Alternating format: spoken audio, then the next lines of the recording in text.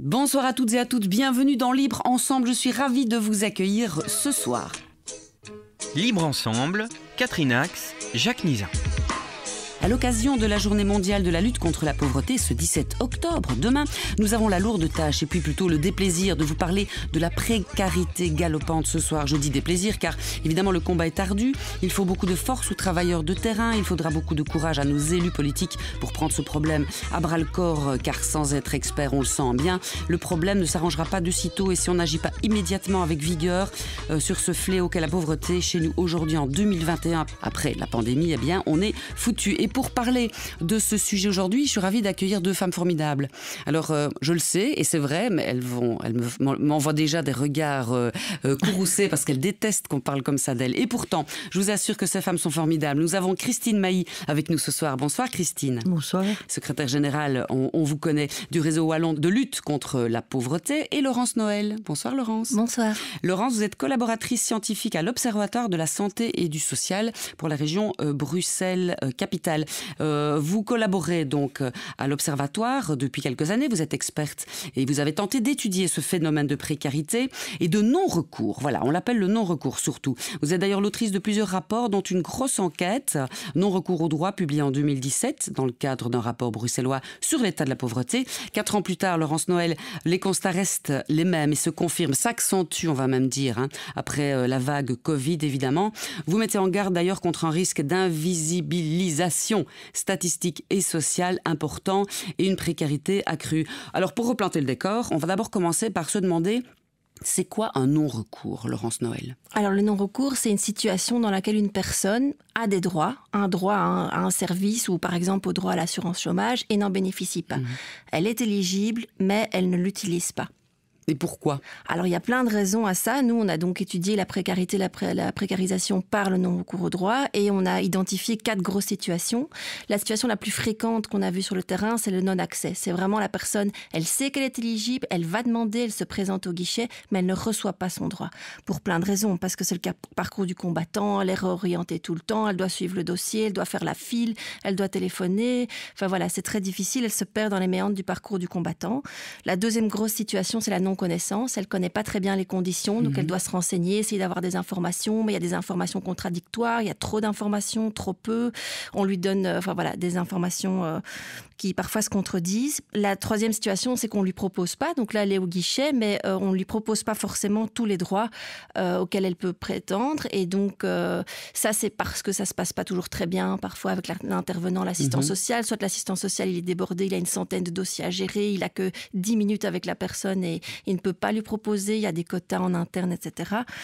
Et la quatrième situation, c'est la non-demande. Alors là, ça aussi, on n'en parle pas beaucoup, on occulte souvent cette situation-là. Or, il y a beaucoup de gens qui sont en situation de non-demande. Ça veut dire qu'ils savent très bien qu'ils sont éligibles, mais ils ne demandent pas. Pourquoi? Parce qu'ils peuvent avoir un problème physique ou psychique, par exemple. Donc, c'est difficile d'aller jusqu'au guichet. Ils savent qu'ils auraient droit, mais ils n'y vont pas. Soit, c'est plus souvent le cas d'un ras-le-bol. Un seuil de démarche accompli. Ils ont déjà été, ils ont déjà essayé, ils ont déjà eu des mauvaises expériences. Ils ont subi une forme de violence institutionnelle qui fait qu'ils ne veulent plus demander. C'est l'image de l'institution ou du droit, donc le fait par exemple de devoir aller au CPS ou d'être au chômage ou d'être handicapé, et c'est le refus de demander ses droits. Et puis peut-être une peur en fait de ce monde, de cette bureaucratie en quelque sorte. Certainement, et aussi une fierté ou un refus, une colère. On parlera de dignité aussi avec Christine Mailly tout à l'heure. Alors, l'étude que vous avez menée, vous l'avez approchée de manière différente, qualitative et quantitative en 2017, c'est bien ça. Et puis, vous avez réétudié la chose après la première vague Covid. Quelles sont les différences? Qu'est-ce qui demeure et qu'est-ce qui a évolué? Mais les gros constats demeurent, ça c'est clair. Bon, donc les personnes en situation de précarité, donc le phénomène touche tout le monde, mais les impacts sont beaucoup plus graves pour des personnes en situation de précarité, puisque si on n'a pas de revenus de remplacement ou revenus d'aide sociale, on n'a pas de revenus, on ne sait pas payer son loyer, on perd son logement. Il y a vraiment un impact très très important. Les constats restent les mêmes, donc il y a du non-recours pour plein de droits sociaux fondamentaux très importants, comme le droit à l'assurance chômage, le droit au revenu d'intégration, qui est vraiment le dernier droit, le droit à l'aide sociale, comme pour l'intervention majorée, pour des aides au logement. Donc tous les droits sont concernés par le non-recours au droit, et ça va être toujours des différentes formes de non-recours qui vont être concernées. Ça veut dire que si vous étudiez un droit, ça ne va pas être le même type de non-recours qui vont arriver le plus fréquemment. Ouais. Et donc, pour le droit à l'assurance chômage, par exemple, on voit vraiment qu'il y a beaucoup de gens qui n'ont pas accès, qui n'arrivent pas à maintenir leurs droits ou à accéder aux droits. Quand on dit revenu d'intégration sociale et RIES, c'est l'ancien Minimex. Donc, c'est vraiment le minimum qu'on peut réclamer, évidemment, à l'État belge pour survivre. C'est ça. Et donc, même ça, des gens n'ont pas accès parce qu'ils ne le savent pas, parce qu'ils n'osent pas. Tout à fait. Encore en Belgique. Tout à fait. Il y a une estimation qui a été faite d'ailleurs à l'époque, mais qui est contestée, qui estimait jusqu'à 60% le nombre de personnes qui est potentiellement éligible mais qui n'y recourent pas. Bon, c'est très difficile de toute façon de quantifier cette question, parce qu'avoir exactement à un moment donné le nombre de personnes qui auraient droit et savoir, enfin voilà, c'est très difficile en Belgique parce qu'il faut estimer les revenus, etc. Mais donc les revenus, les constats restent les mêmes. Les parcours sont de plus en plus instables. Il y a des changements de plus en plus fréquents. Les personnes changent de statut parce qu'elles perdent leur travail, parce qu'elles tombent malades, parce qu'elles ont un accident, ou bien parce qu'elles sont activées, elles sont forcées de prendre un travail, d'accepter un article 60, de faire une formation. Donc il y a des ruptures dans les trajectoires et les personnes passent d'une position précaire à une autre souvent. Et donc c'est ça qui est difficile, c'est qu'à chaque changement de statut, elles risquent d'être en situation de non-recours. Et c'est ça qui est de plus en plus inquiétant parce que les gens restent sans revenus et le Covid n'a rien arrangé. Je poserai la question à Christine Mailly juste après aussi. Quels sont les parcours de vie de ces gens-là aujourd'hui, justement ? Est-ce que le précarisé d'hier et le précarisé d'aujourd'hui, justement pas ? Est-ce qu'on tombe dans la pauvreté plus facilement qu'avant ou en tout cas, est-ce que c'est encore plus compliqué de survivre aujourd'hui ? Ça, j'ai pas fait une comparaison avec des évolutions d'il y a de nombreuses années. En tout cas, on voit qu'il y a de l'instabilité de plus en plus forte. Et ça l'a montré aussi quantitativement. On a aussi étudié les chiffres pour tous les Bruxellois du revenu d'intégration et on a vraiment vu que donc pour des personnes précarisées qui ont droit au revenu d'intégration, donc le minimum dont vous parliez tout à l'heure, eh bien, si on étudie leur trajectoire sur 2 ans, on voit que 6 sur 10 changent de statut au minimum 2 fois sur 2 ans. Et parfois, ça peut aller jusqu'à 6-7 fois. Et donc, les personnes sont de plus en plus responsabilisées, activées. Elles doivent signer des contrats, elles sont suivies. Il y a des parcours standardisés qu'elles doivent suivre, etc.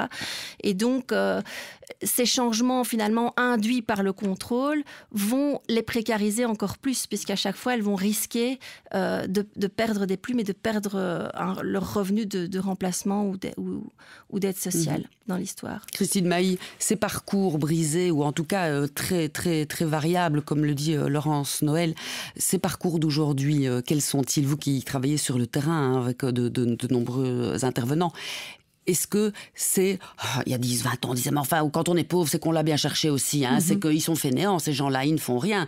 Et en plus, ils ne savent même pas aller chercher le CPS. Quels sont les parcours aujourd'hui que vous croisez, vous ? La réalité d'aujourd'hui, pour dire les choses dans la foulée, je pense, de ce que Laurence disait, c'est que moi, je prends toujours l'image un peu de la tache d'huile. C'est-à-dire que aujourd'hui, l'hyper-conditionnalisation des droits, l'hyper-contrôle, l'hyper-sanction, l'hyper-perte de confiance, qui est qu'a priori, la personne est suspecte de ne pas être proactive, de ne pas chercher à sortir de ses problèmes, etc., génère le fait que vous avez des gens qui sont fortement dans la pauvreté qu'ils l'étaient et qui, aujourd'hui, j'ai envie de dire, vivent de façon de plus en plus cachée en essayant d'être dans la débrouille de sauvegarde qui fait qu'on garde un respect vis-à-vis de soi, j'ai envie de dire, etc. Donc c'est compliqué. La relation aux institutions devient vraiment très, très tendue, voire partiellement inexistante. On entend parfois, tiens, il y a des zones de non-droit, etc. Mais ce n'est pas les gens qui ont envie d'être dans un repli pour être violents avec le système. C'est des gens qui sont dans un repli parce que finalement, plus rien ne les connecte au système parce que le système n'a une relation avec eux que de violence, j'ai envie de dire. Et donc, à un moment donné, il y a une perte de contact. Donc, on a des gens dans la pauvreté qui y sont depuis très longtemps et qui organise une espèce de vie parallèle qui n'est évidemment pas nécessairement satisfaisante ni gratifiante. Alors cette vie parallèle, malheureusement, elle se développe aussi dans des entraides intrafamiliales, intra-amicales, ça dépend un peu, et puis aussi dans les tissus de la charité, qui est problématique, puisque aujourd'hui, ce qu'on doit vouloir pour sortir de la pauvreté, c'est une implication publique forte, et qu'on ne soit pas sur le développement de ces circuits-là qui sont de plus en plus normalisés. On normalise aujourd'hui l'aide alimentaire, on normalise la vie dans la rue, on normalise le travail pour les étudiants, le travail obligatoire, je parle, pour survivre, etc. On a l'air de dire c'est une habitude, etc. Donc il y a cette réalité-là. Et puis, il y a un peu aussi une tache d'huile aujourd'hui parce que il y a des personnes qui étaient en partie protégés de la pauvreté, en partie, mais qui étaient fragiles éventuellement, etc., mais qui sont aujourd'hui précipités dans la pauvreté par la fragilisation des contrats de travail, par exemple. Le fait de travailler à l'heure, le fait d'être dans des plateformes, mais qui exploitent, qui ne donnent pas de contrats, etc. Les populations, évidemment, sans papier, qui pourtant travaillent, donc participent à notre économie indirectement, etc., sont très fragilisées. Les femmes qu'on a poussées à un moment donné dans les temps partiels, etc., alors certaines le choisissent, mais d'autres, on a dit, mais oui, c'est bien pour faire un équilibre, puis qui se retrouvent avec des droits partiels lorsqu'elles perdent leur travail, etc., ou avec des revenus trop bas. On a vu ça beaucoup dans le Covid, mais on voit ça aussi dans une partie d'indépendants. On voit les enjeux de société de demain qui sont que, il faudrait faire du maraîchage de qualité, de la production de fromage de qualité, sauf que, par exemple, les maraîchers, ils crèvent de misère en général. Donc, ils sont extrêmement pauvres pour produire quelque chose de bon pour les autres, mais eux n'ont pas le retour. Mais ça, c'est pas parce qu'ils ne travaillent pas assez, ils travaillent tout le temps. C'est parce que l'accès à la terre est rendu difficile. C'est parce qu'il faudrait qu'ils soient soutenus au départ au niveau d'un salaire pour pouvoir, etc., etc. Donc, on a une multitude et une grande diversité aujourd'hui de gens qui sont très, très, très fragiles. Et j'ai envie de dire, ce qui est dramatique, c'est que dans des conditions comme dans la période du Covid, dramatiquement, il y a des personnes qui connaissent la pauvreté depuis tellement longtemps qui parfois ont moins ressenti les conditions du confinement, la perte de droits, etc. Parce que leur vie était déjà presque confinée avant. C'est-à-dire que, oui, ça n'a pas trop changé. On a une jeune fille, d'ailleurs, chez nous au réseau, qui a 25 ans et qui a voulu écrire un texte à destination des gens en disant, vous voyez ce que c'est la vie confinée, vivre dans un cot où il y a de l'humidité, ne pas aller au cinéma, manger au restaurant. Ne pas peu de gens qui vont au restaurant. C'est ça, refuser d'aller avec des amis parce qu'on sait qu'on va aller peut-être se poser pour boire un verre et c'est pas possible de le payer, etc. Donc elle explique ça très très bien, ce qui évidemment n'est pas du tout rassurant. Le fait que les gens, j'ai envie de dire, intègrent le trop peu de tout comme presque une normalité, et en se disant déjà, j'arrive à m'en tirer, ça ne va pas du tout.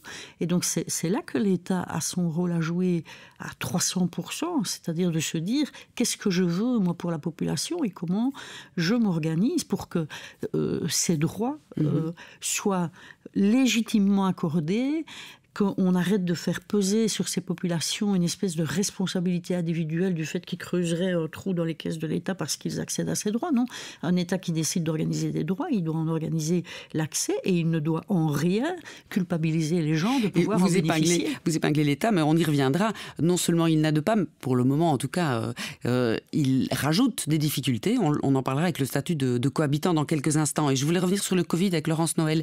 Vous parlez aussi, vous avez pointé un problème supplémentaire après cette vague Covid, c'est la dématérialisation aussi du recours, en tout cas des moyens. Expliquez-nous en quelques mots les difficultés supplémentaires. C'est clair, ça on l'avait déjà pointé dans ce rapport sorti en 2017. On avait clôturé par un chapitre qui avait émergé de cette enquête, qui pointait déjà le fait qu'en dématérialisation l'accès aux services publics, on augmente le risque de non-recours. Mais là évidemment avec le Covid, il y a eu un double effet, c'est qu'à la fois les gens ont changé de statut parce qu'ils ont été mis au chômage, perdu leur boulot, tombés malades, etc. Et donc, ils ont subi à chaque fois un changement de statut. Mais aussi, les services publics ont été fermés, soit complètement, soit partiellement, pendant tout un temps. Et donc, là, la distance entre le citoyen et les services publics a augmenté. Et disons qu'il y a eu un effet accélérateur de plein de pratiques qui étaient déjà en cours depuis des années. Donc, on a numérisé, avec le e-government, on a numérisé toutes les données dans des services publics. Et donc, il y a des échanges de données qui sont faits entre les différentes instances de la sécurité sociale depuis des années. Et ces données sont traitées par des systèmes, des algorithmes, des applications, etc.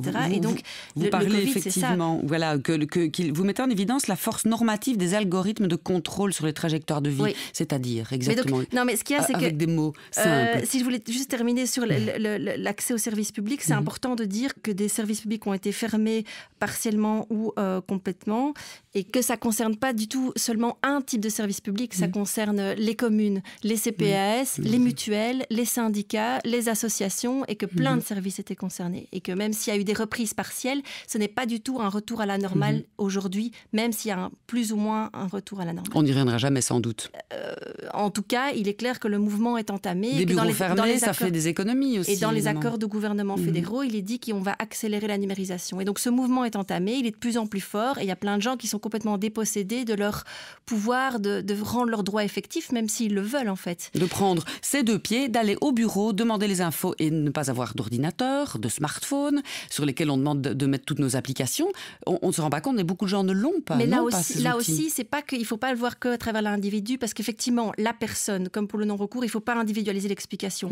Parce que la personne, effectivement, elle n'a peut-être pas tellement de compétences informatiques et pas de matériel. Et ça, et le coût de connexion, ça coûte cher d'avoir une connexion Internet. Ça, c'est 3 choses. Mais c'est aussi au niveau des services, des procédures, de la complexification de la législation qu'il faut voir les choses. Et donc, quand la procédure prévoit qu'il faut demander en ligne un premier rendez-vous et puis se présenter et puis avoir un numéro d'utilisateur, un mot de passe, recevoir un QR code, etc., ce n'est plus possible. Il y a toute une série de gens, même des gens qui ont plein de compétences informatiques et numériques et IT et autres, qui ne se débrouillent déjà pas. Et donc, on ne peut pas demander, c'est disproportionné. En fait, en l'état, c'est déjà disproportionné ce qu'on attend des personnes au niveau des procédures et des démarches. Une intervention, Christine Mailly, je vois que Oui, mais j'opine du chef parce que c'est un élément très, très, très important qui a pris une proportion gigantesque. Et ce qui est, c'est qu'il y a la dématérialisation, mais aujourd'hui aussi, il y a des habitudes professionnelles qui ont été prises de télétravail et donc de travail à distance. Or, on sait déjà avant la période Covid qu'il n'y avait plus assez d'accueil inconditionnel dans presque tous les services. Que ce soit dans des CPS, se dire j'y vais au moment où je sens que j'ai la force. Je pousse la porte et quelqu'un va me recevoir. C'était déjà quasi inexistant. Dans les conditions, par exemple, de trouver des solutions sans-abrisme, vous avez plein d'endroits qui existent, mais où il y a des conditions précisément. Et donc, je veux dire, l'accueil inconditionnel avant Covid était déjà problématique. Aujourd'hui, ce qu'on risque d'avoir, c'est qu'il reste des acteurs de première ligne, y compris dans les CPS, je ne parle pas que du travail administratif, qui vont partiellement continuer du télétravail. Et donc, j'ai envie de dire qu'encore plus qu'avant, en fait, ce n'est plus le rythme de la personne qui va compter, c'est l'agenda du système. Alors, il n'y a pas à le reprocher individuellement aux travailleurs, il y a à se poser vraiment des questions d'évolution de cette société dans le fait d'avoir un rapport humain direct qui ne soit pas conditionné à un ensemble de règles qui sont celles du système et plus du tout de la personne. Or, lorsqu'on doit accéder à ces droits, c'est légitime de ne pas connaître toutes les législations. Forcément, puisqu'on vient poser des questions. Mais oui, on ne doit pas devenir... On ne demande pas à un prof de maths d'avoir inventé la formule. On lui demande d'enseigner. On n'a pas à demander à des gens qui ont besoin d'accéder à la sécurité sociale, au CPS, à des aides sociales, tout ça, d'en comprendre tout le dispositif. Ils doivent pouvoir venir, j'ai envie de dire, vierges de connaissances, et même avec un paquet qui est plein de nœuds. C'est à ça que ça sert, je veux dire aussi. L'action sociale, l'intervention sociale, c'est aider les gens à défaire le nœud.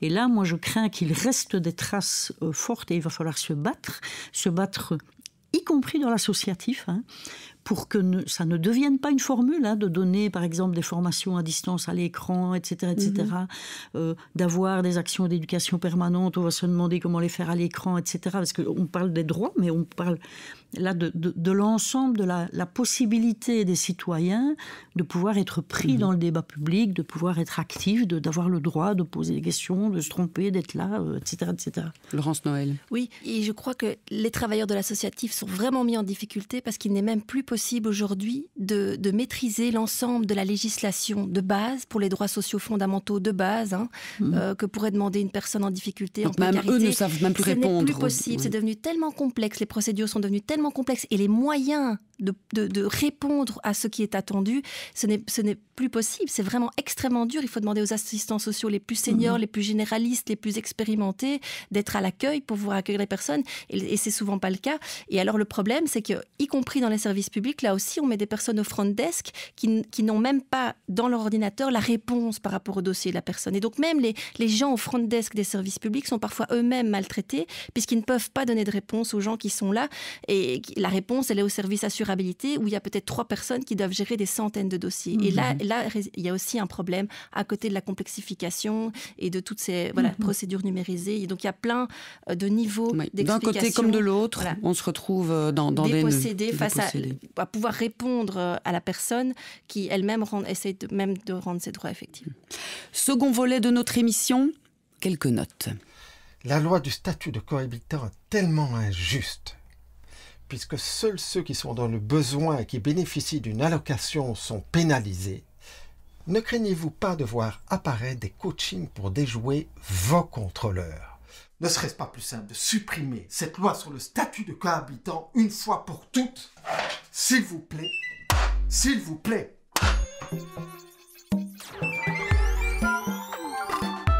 Voilà, second volet de notre émission sur ces quelques mots de Jean-Luc Pirot et des capsules qu'on peut voir sur Internet. On le dira tout à l'heure, on vous rappellera le site pour les visualiser, les visionner. Christine Mailly, ce mot, c'est non, supprimons ce statut de cohabitant. C'est quoi exactement aujourd'hui ce statut de cohabitant chez nous en Belgique ? Pour l'expliquer simplement pour les auditeurs, sans entrer dans trop de techniques, c'est le fait que lorsqu'une personne est marge à la sécurité sociale, donc est chômeur, en maladie à validité, pensionné mais bénéficiant d'un complément de la GRAPA, et hors de la sécurité sociale, bénéficiant du revenu d'intégration sociale, donc il y a une palette de droits, j'ai envie de dire que lorsqu'une personne bénéficie de ce droit, si elle va vivre dans la même maison, à la même adresse, avec une autre personne, par exemple, qui travaille, on va considérer que finalement, son allocation complète du chômage, par exemple, elle est trop élevée, on va lui raboter un morceau. On va considérer que l'allocation du revenu d'intégration sociale est trop élevée, donc elle est à 1040 €, je crois, pour le moment, on va descendre à 600 €. Donc il y a une conception qui est arrivée déjà, créée dans le temps des crises, dans les années 80, pour faire des économies. On va chercher l'argent un petit peu partout. Un peu comme si le bénéficiaire de la sécurité sociale ou bien de l'aide sociale faisait d'office des économies d'échelle quand il vit avec quelqu'un d'autre dans la même maison, mais autrement dit, c'est aussi il met des sous de côté, donc on va lui prendre. Il est trop coûteux, quoi. Et donc on lui enlève une partie, attention, on lui enlève une partie d'allocations qui, pour beaucoup, sont encore largement en dessous du seuil de pauvreté, bien sûr. Donc, si on était encore avec des allocations de base totale qui étaient élevées, qui étaient, on pourrait encore se dire peut-être que quand on vit dans une même maison, en effet, on fait des économies d'échelle. Mais ici, on a des allocations de chômage, le revenu d'intégration sociale, etc., qui sont encore 100, 200, 300, ça dépend, euros en dessous du seuil de pauvreté, donc largement pas atteint, et on décide quand même de raboter un morceau. Donc nous, c'est ce qu'on qualifie en quelque sorte un vol par l'État dans la poche des plus faibles. Oui, vous parlez même d'organisation d'une injustice contributive. Oui, c'est véritablement l'organisation d'une injustice contributive. Si vous êtes dans une situation... Allez, aujourd'hui, il y a un certain nombre de jeunes, mais parfois de moins jeunes aussi, qui ont recours à la cohabitation, au sens habiter sous le même toit à plusieurs, etc. Vous voyez beaucoup de jeunes travailleurs. Moi, j'en connais plusieurs, à Bruxelles, mais aussi en Wallonie. Ils se disent, je commence à travailler, etc. J'ai un revenu de base, on va louer une maison à 3, on aura chacun notre chambre, etc. L'État n'a pas dans la tête de venir dire je vais leur retirer un morceau à chacun des 3, parce que finalement, quand ils vivent ensemble, ils font des économies d'échelle. Pour peu qu'ils soient à 2 à travailler, et qu'il y a un jeune qui travaillait, par exemple, puis qui perd son boulot, il est chômeur, il va rester avec eux, lui, il va avoir un chômage raboté. Donc il va devenir, en quelque sorte, dépendant des autres, ou bien devant se trouver dans la débrouille. Et ce statut cohabitant, il affecte tout le monde, mais particulièrement les femmes aussi. Un grand nombre de femmes sont concernées par le statut cohabitant. C'est un vieux combat. C'est ça qui est dramatique. Il a presque 40 ans. C'est un vieux combat qui date de plus de 40 ans. Les mouvements féministes ont levé ce combat-là, etc. Et on est plusieurs à l'avoir soulevé. Maintenant, nous, on le remet à l'ordre du jour aujourd'hui. Pourquoi ? D'abord parce que c'est véritablement un levier d'appauvrissement sévère de la population. Sévère. C'est de plus... c'est comme si on clouait les gens au pilori, je veux dire, de leur appliquer ce statut cohabitant. C'est comme si on leur reprochait quelque chose. On leur reproche d'aller d'émarger à la sécurité sociale. C'est totalement injuste. Mais aussi, ça empêche toutes les solidarités. Vous allez parfois après la crise Covid que nous avons vécue, les inondations de cet été en région wallonne, c'est déshumaniser encore un peu plus nos solidarités. Oui, empêcher les gens d'être les uns à côté des autres et se serrer les coudes. Oui. Vous avez parfois une personne plus âgée qui vit dans une plus grande maison, dont une nièce, par exemple, est au chômage, elle pourrait l'accueillir chez elle. Elle risque de perdre son chômage et la personne âgée, si elle a le pension avec la GRAPA, elle risque de perdre un morceau de sa GRAPA. Vous avez des gens qui, aujourd'hui, ont envie d'être solidaires avec des personnes qui sont dans la rue, etc. Vous avez des jeunes qui ont envie d'être solidaires entre eux, etc. Donc, supprimer le statut cohabitant, en plus, c'est non seulement rendre une capacité de pouvoir d'achat, et je dis pas de riches, hein, c'est simplement avoir des allocations complètes qui sont encore en dessous du seuil de pauvreté pour la majorité. Donc c'est augmenter un peu le pouvoir d'achat. C'est offrir des espaces de solidarité choisis par les gens.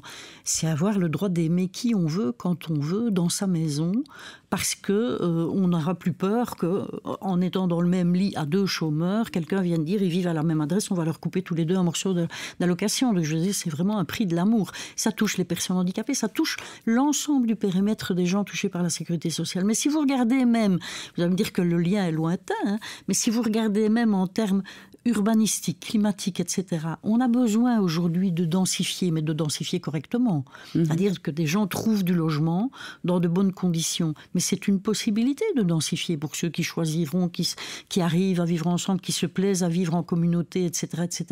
Donc en fait, ça va à l'encontre de tout. En fait, ce statut de cohabitant va à l'encontre de tout ce que notre vie de demain pourrait nous offrir. C'est contraire à tout ce qu'il faut pour demain. C'est vraiment véritablement contraire à tout ce qu'il faut pour demain. Il reste 2 minutes 50, Christine Mailly. Et c'est ce que les intervenants ont demandé comme un moyen de simplifier les législations. C'est un moyen de lutter contre le non-recours, puisqu'en supprimant ce statut, on agit effectivement sur le revenu et en plus on simplifie toutes les législations. J'allais vous demander, Laurence Noël, c'est que ceux qui ont peur de ce statut de cohabitant, forcément, tombent en dessous des radars, se cachent, ne demandent plus de recours. Donc je suppose que ça imprime encore plus de non-recours.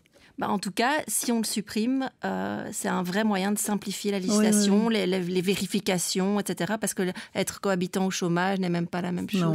Ça n'a même pas la même définition que dans alors, il reste 2 minutes 30, toutes les deux. Oui. Quelles sont les politiques de demain ? Quelles sont les grandes tendances qu'il faudrait appliquer ? Est-ce que les politiques vous écoutent ? Vous portez des voix. Laurence, vous êtes experte, vous étudiez largement ces phénomènes-là. Christine aussi, vous êtes sur le terrain et vous osez parler, vous n'avez pas votre langue en poche. Qu'est-ce qu'il faudrait comme impulsion ? On a l'impression que tout est dit, tout a été dit et vous le répétez encore. Écoutez, moi, pour le moment, nous, on sert de l'impulsion des événements qui viennent de se passer. Le statut cohabitant a été supprimé dans le cadre de l'application du chômage temporaire, dans le cadre du coronavirus et aussi dans le cadre des inondations. C'est la preuve que l'autorité politique... Il était réétabli depuis ? Non, sur le chômage, jusqu'à présent, sur le chômage cohabitant. Sur le chômage, temporaire.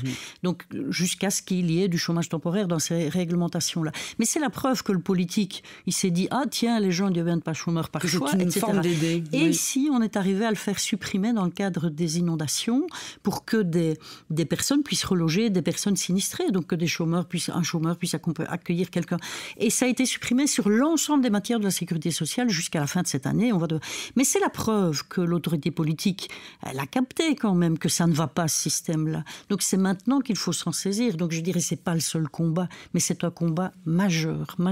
Parce qu'au-delà de ça, c'est un contrôle permanent sur la vie privée. C'est une intrusion permanente sur la vie privée. Et les fameux algorithmes dont parlait Laurence Noël, qui se recoupent. C'est un détournement surtout de la fonction des travailleurs sociaux. Les travailleurs sociaux doivent se transformer en flics qu'ils ne veulent pas être pour vérifier si les gens sont cohabitants ou pas. Il y a une brosse à dents qui traîne dans la salle de bain. Il y a à gagner sur tous les tableaux, même sur la qualité du travail social.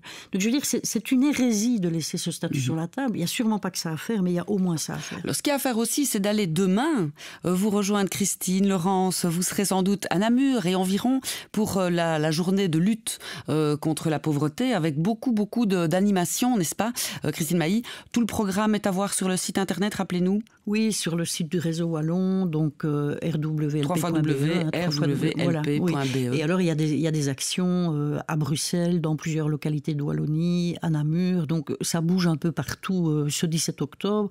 Et le 17 octobre, c'est jamais qu'une date emblématique pour dire cette pauvreté, elle n'est pas légitime, il faut l'éradiquer, c'est possible.